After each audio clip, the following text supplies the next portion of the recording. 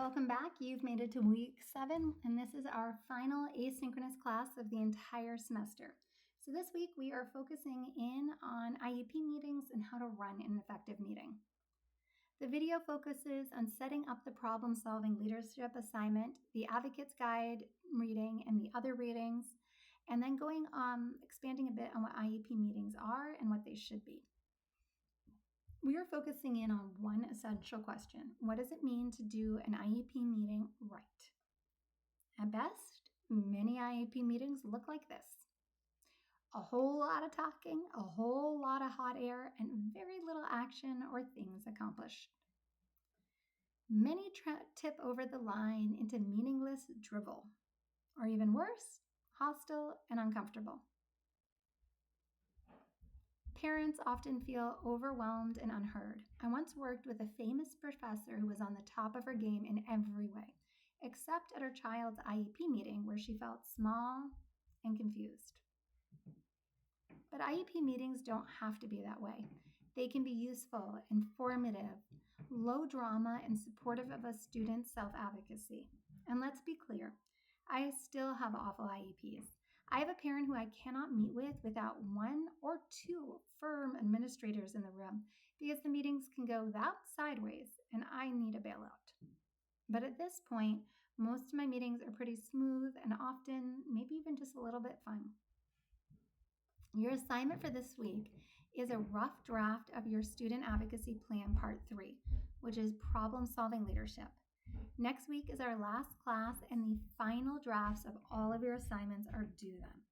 That means that there is no time to workshop this assignment in class, but I can provide individualized feedback over email, or we can meet on Zoom if you want that before the submission.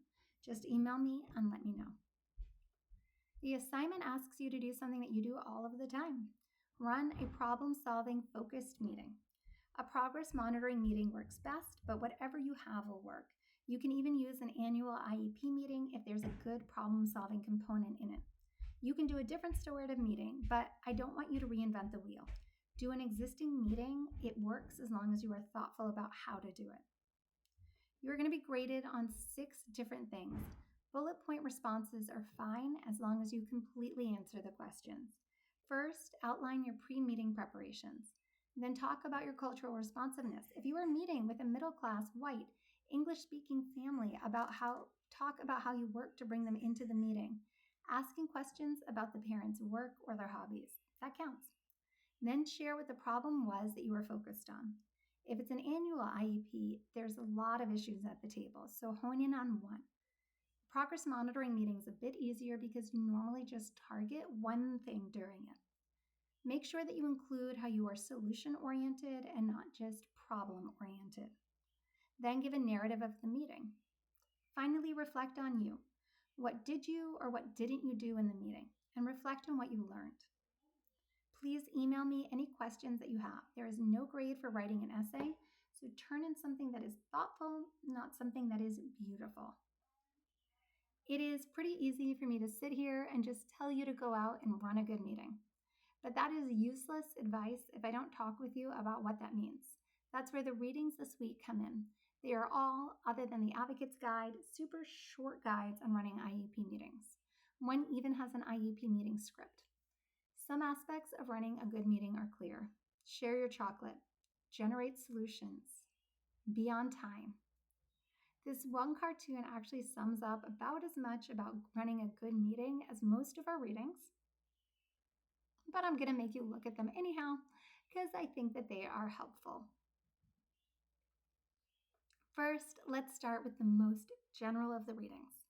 Chapter 6 of the Advocate's Guide is actually just 2.5 pages on how to engage parents in using data to guide conversations.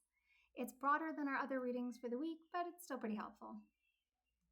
Next up is an IEP meeting script developed by a school district out in Illinois.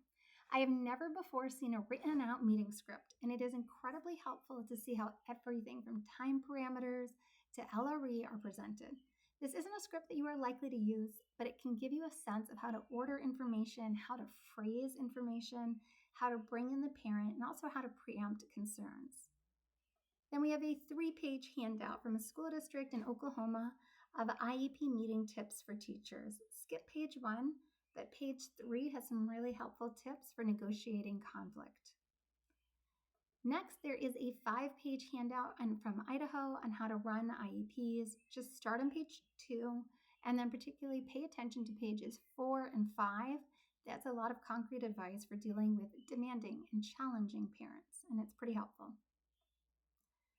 Then there was a blog post from Edutopia that I was going to assign, but I did not because I really just liked 2 paragraphs. I thought they were helpful.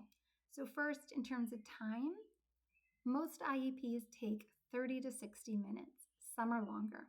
If you have time constraints, like you are going to need to teach in an hour, talk about them up front.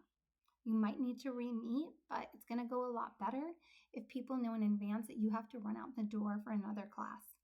It's also helpful to know when the parent needs to run out the door. That's in the script reading, but it's in general helpful for preventing issues. And then make sure you know let the parents know what's going to happen next. When are they actually going to get the IEP to sign?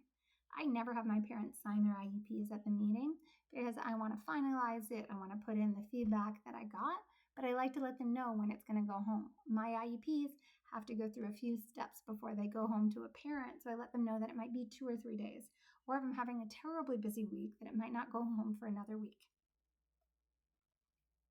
None of these tips are going to make your IEP meetings quite this smooth. However, I've tried to include tips for this week that include conflict de-escalation, as that is real in IEP meetings. Know your parents. If you have parents that have quick fuses or prior history of issues, have somebody in the IEP with you. In New Hampshire, teachers are asked to be meeting LEAs. That actually doesn't happen in many other places because you often need a witness or somebody else in the room. So ask for one if you are worried. And have the student in the room and running the meeting when it's at all possible. Even if a student's only in for a few minutes, it tends to drop down the intensity of the meeting. It drops down the level of jargon, and it reminds you why all of you are there, which is the student. I've had kindergartners in my IEPs, and it works so much better than you would expect. I even had a 2nd grader once run her own IEP. So good luck with the assignment. Please reach out to me with any questions about IEP meetings, and we're going to talk about those in our class next week. But also remember that your final draft of everything is due next week. Have a great week.